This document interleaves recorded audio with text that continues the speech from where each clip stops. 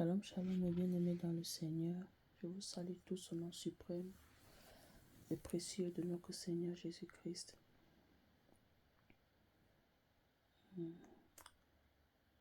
Bien-aimé, ce matin, j'aimerais partager avec toi quelque chose que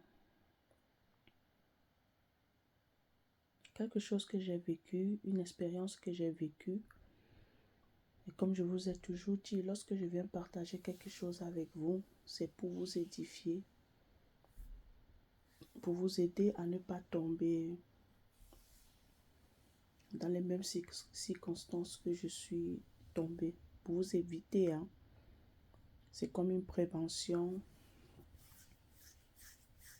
pour vous aider, pour vous épargner certains mots, certaines situations. Ce que je vais vous partager est basé sur 1 Corinthiens 10, le verset 31 à 33. Je vais paraphraser le verset biblique, c'est dit, quoique ce que vous fassiez, faites tout pour la gloire de Dieu. Le thème de cette petite exhortation de quelques minutes, c'est de quoi est motivé, par quoi est motivé ce que tu fais. Par quoi est motivé ce que tu fais. Amen. Vous savez, il y a quelques jours, je viens de suivre un enseignement, une prédication du prophète Jérémie Saugril. Sur le thème, c'était lave-tu les pieds de Jésus. Vous savez, il était en train de parler des personnes qui vivent dans la superficialité, dans les apparences, les personnes qui ne vivent pas réellement pour Jésus-Christ, les personnes qui ont l'apparence d'être des chrétiens, mais en fait, certes, oui, ils sont des chrétiens, mais ils ne sont pas des disciples. Des personnes qui ont besoin de vivre pour les hommes, ont besoin d'avoir l'approbation des hommes, plus que d'avoir l'approbation de Dieu. Ça m'a interpellée. J'ai aussi suivi un homme de Dieu. Et tout d'un coup, quand je le suivais, j'ai eu ce truc-là qui est monté dans mon cœur. En fait, si vous voulez, je voulais faire une offrande d'action de grâce. Alors, lorsque j'ai voulu faire cette offrande d'action de grâce, il a commencé à avoir des mauvaises motivations qui étaient en train de s'enchaîner dans mon cœur. Et ces mauvaises motivations-là étaient telles que je suis convaincue que si je faisais cette action de grâce, Dieu ne l'aurait pas approuvé. Ça n'aurait pas honoré Dieu et ça n'aurait pas eu l'impact que ça aurait pu avoir. Tout simplement parce que les motivations étaient biaisées. Les motivations étaient fausses. Les motivations n'étaient pas pour plaire à Dieu, mais les motivations étaient pour plaire à l'homme. Quand je dis l'homme, c'était pour plaire au pasteur de l'église où je persévère. Je me suis vite ressaisie avec l'aide du Saint-Esprit, de mon cher Saint-Esprit, et j'ai demandé pardon à Dieu. Sincèrement, vous savez, souvent, on est poussé à faire certaines choses à cause des mauvaises motivations. Et puis on est étonné que Dieu n'agrée pas, Dieu ne manifeste rien, il n'y a rien qui se passe, tout simplement parce que nos motivations étaient biaisées. Bien-aimé, Dieu ne regarde pas d'abord l'acte que tu poses. Dieu regarde d'abord la motivation. Qu'est-ce qui te motive à faire ce que tu fais? Qu'est-ce qui te motive à prier? Qu'est-ce qui te motive à jeûner? Qu'est-ce qui te motive à méditer et à lire la parole de Dieu et de la méditer? Qu'est-ce qui te motive de te lever le matin et d'aller à l'église? Qu'est-ce qui motive ta vie? Pour qui vis-tu? Pourquoi vis-tu? As-tu conscience? Es-tu conscient de ton but sur la terre? Qu'est-ce qui motive ta vie? Lorsque même tu fais du bien à ton prochain, tu le fais avec quelle motivation? Bien-aimé, Dieu regarde le cœur. Dieu regarde tes motivations, tes intentions. Dieu regarde tes motivations, tes intentions. Même la parole de Dieu dit, lorsque tu vois, tu convoites, le fait seulement d'avoir convoité la femme de ton prochain, la femme d'autrui, tu as déjà péché. Donc ça veut dire que de l'abondance du cœur, même nos actions parlent. Ce n'est pas seulement la bouche parle. De l'abondance de ce que nous avons dans nos cœurs, même la bouche, même nos actes révèlent ce que nous avons enfoui, ce que nous cachons au fond de nous, bien-aimés. Ça révèle nos actes. Ce matin, je veux vraiment interpeller une personne. Vous savez, lorsque moi, je prie toujours, je vais toujours dans la présence de Dieu. Je dis toujours, moi, mon cher Saint-Esprit, ne me laisse pas m'engloutir dans le faux. Ne me laisse pas vivre dans le mensonge. Ne me laisse pas me plaire dans le péché. Ne me laisse pas. Beaucoup parmi nous, il y a nos prières qui ne sont pas exaucées. Même quand lorsque nous prions, nous partons avec des mauvaises motivations. Notre premier but, ce n'est pas vraiment partir d'abord rencontrer Dieu. Notre premier but, ce n'est pas d'abord Dieu. Ce n'est pas d'abord Jésus-Christ. Ce n'est pas d'abord qui est Dieu pour nous. Notre première motivation, c'est la bénédiction. On part pour nos intérêts. On ne part pas vraiment parce qu'on a soif de Jésus, parce qu'on a soif de le rencontrer. Bien-aimé, je vous le parle.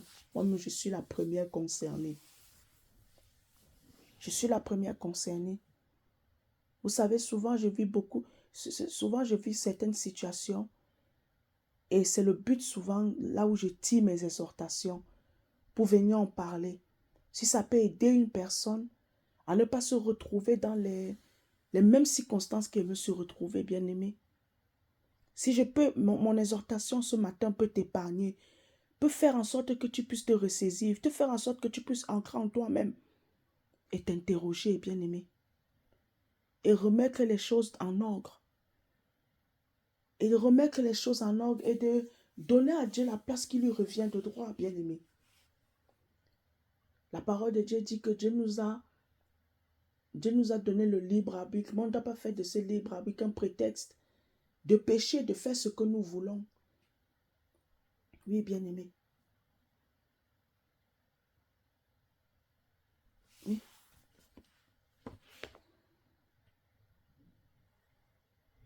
Par quoi est motivé ce que tu fais? Par quoi est motivé ce que tu fais? J'aimerais que tu ancres en toi-même. Que tu ancres en toi-même. Ne sois pas rebelle, ne sois pas orgueilleux. Laisse le Saint-Esprit parler à ton cœur, toucher ton cœur ce matin. Laisse le Saint-Esprit te parler. Laisse le Saint-Esprit mettre le doigt là où ça ne va pas.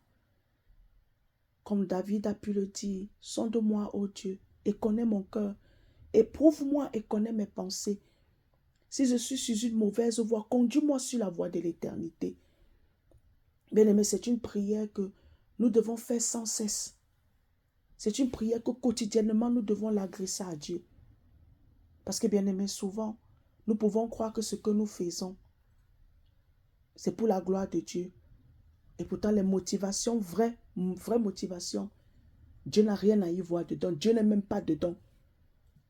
Et Dieu sait reconnaître que lorsque quelque chose est fait pour sa gloire et lorsque quelque chose est fait par mauvaise motivation, Dieu sait reconnaître quand quelque chose est motivé par lui. Que la chose là, ce qui nous motive, c'est l'amour que nous avons pour lui, notre fidélité, notre engagement envers lui, pour lui. J'ai voulu t'exhorter, bien-aimé. C'est une courte exhortation. C'est quelque chose que j'ai vécu. Je me suis senti tellement hypocrite de vouloir faire l'offrande pour plaire au pasteur, pour que le pasteur puisse voir que moi je donne. Moi je donne. Non, bien-aimé. La parole de Dieu a dit, Dieu aime qu'on donne avec joie, sans qu'on crainte. Là, j'avais des mauvaises motivations. Et si je faisais cette offrande d'action de grâce, avec cette motivation-là, ça aurait même attristé le Saint-Esprit. Et c'est même un péché, bien-aimé. C'est même un péché. Parce que toute chose qui est concrète à la parole de Dieu est un péché. Lorsque nous posons des actes, nous faisons quelque chose qui est concret à la parole de Dieu. C'est un péché et voire même une abomination. Et ça attriste le Saint-Esprit. Ça l'attriste. J'ai demandé pardon à Dieu. J'ai dit non, papa. Voilà mes réelles motivations. Pardonne-moi. Aide-moi. J'ai toujours dit. À chaque fois. Peu importe le temps tant que nous serons sur cette terre, on aura toujours un combat avec notre vieil homme et le nouvel homme en Christ. Le vieil homme sans Jésus-Christ et le nouvel homme. Voilà pourquoi on doit toujours circoncire notre chair.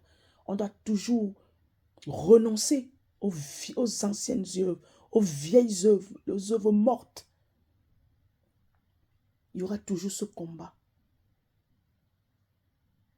Voilà pourquoi nous devons toujours aller au pied du Maître. Nous devons toujours avoir un cœur sensible, ouvert, simple, de reconnaître que nous avons un problème et d'aller avec ce problème au pied de Jésus-Christ. Et il saura quoi faire. Il nous donnera son joug qui est doux et léger. Bien-aimé, ça ne sert à rien de vouloir se voiler la face, vouloir commencer à être enflé d'orgueil. Ça ne sert à rien, ça ne nous aidera pas. Alors bien-aimé, je vais m'arrêter là. Je prie vraiment que cette exhortation te fasse du bien et que cette exhortation t'aide à revoir ta marche avec le Seigneur, à revoir tes motivations, à revoir toutes choses. Et je crois que ce n'est pas mal parce que même la parole de Dieu dit, si nous nous jugeons nous-mêmes, nous nous auto-jugeons nous-mêmes, on va éviter d'être jugés comme sera jugé les gens, le monde. Si toi-même tu te juges, et ton jugement à toi-même, ton auto-jugement, va t'aider à remettre les choses en ordre, à marcher dans la droiture, dans la justice de Dieu. Ça va t'aider à remettre constamment les choses en ordre. Afin que lorsque Jésus reviendra, tu seras irréprochable. Et le fait de le faire, ce n'est pas que tu as peur d'aller en enfer, mais c'est que tu as peur d'être éloigné de Dieu, d'être éloigné de la présence de Dieu, de ne pas passer ton éternité avec Dieu. En fait, tu le fais par amour pour Dieu. C'est pour ça que je te fais cette exhortation-là. Que tu sois conscient, consciente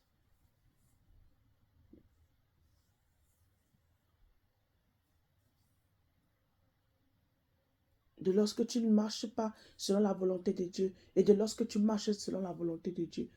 Qu'est-ce que ça peut engendrer dans ta vie, bien-aimé?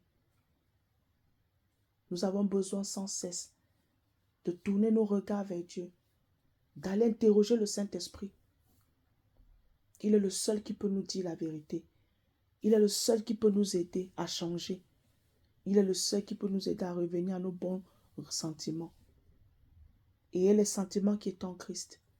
L'un de mes versets préférés de la parole de Dieu. Et les sentiments qui est en Christ.